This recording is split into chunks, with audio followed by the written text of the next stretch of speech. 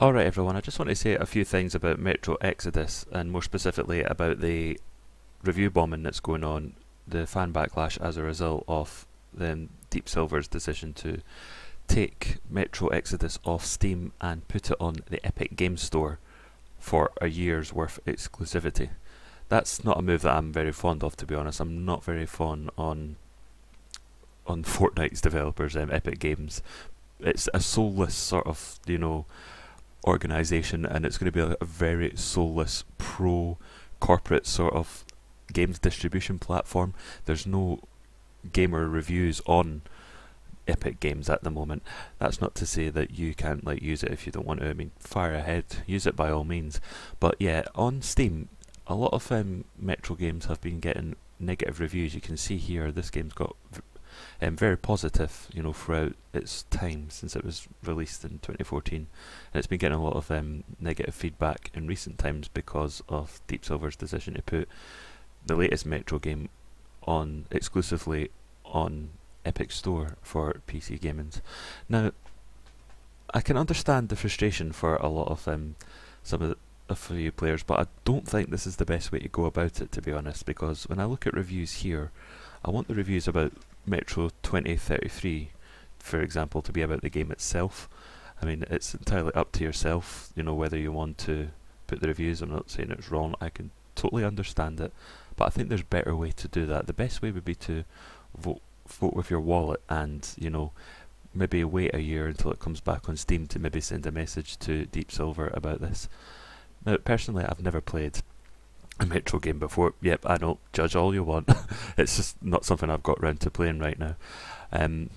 But this does set a dangerous precedence, and it does worry, as someone that, plays all his PC gaming, well, most of it on Steam.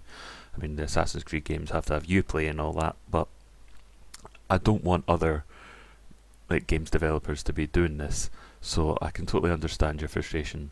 But I think it would be better if, if they do leave the page up for reviews when it releases on Steam, because, well, it's not going to release on Steam. Those who pre-ordered the game will get to play the game, and those that got season passes beforehand will get to play it in that time. But after it's been released, and if you've not pre-ordered it, you can't play it on Steam for a year, which is an absolute, shit decision.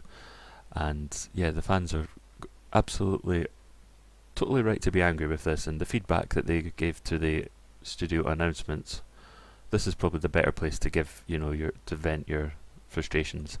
But one such comment, sort of alarmed me. It was on the Metro discussions board. I'm trying to find it. I can't guarantee I'll be able to find it now.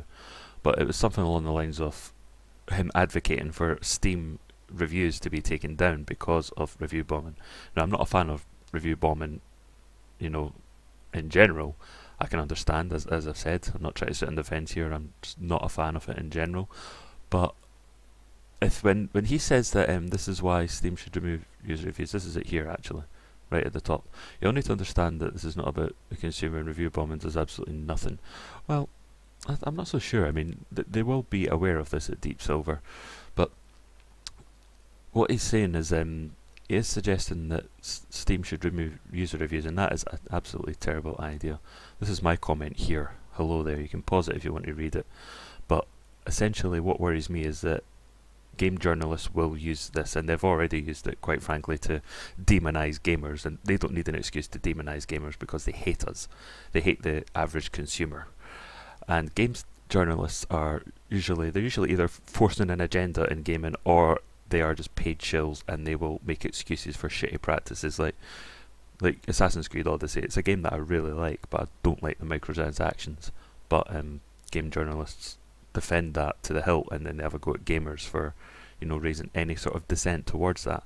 But the worry is that if they were to catch wind of this, and if Steam were to remove user reviews, then that would leave game journalists with a monopoly on reviews, and I would not trust them as far as I can throw, especially when they've got agendas and when they're paid to, praise a game that maybe has some shit towards it that's not, desirable as a gamer, whether it's over microtransactions or, released content later on. I don't want the game journalists to have a monopoly on being able to tell us what what user reviews are. Remove user reviews. People who want such anti-consumer things are impressively stupid, which is absolutely correct, John P92. Because when I'm like deciding if I want to buy a game, I don't just like let one or two consumer reviews. I prefer to look at what the people who are paying for the game, as opposed to those that get sent free copies or playing free demos, are saying. Because if a lot of people are giving like good praise to a game, that's more likely to sway me into buying a game that I've never played before. That's kind of like why I don't want the review bombing, because like for Metro 2033, I don't think there's any point in like giving this game bad reviews because of what's going on.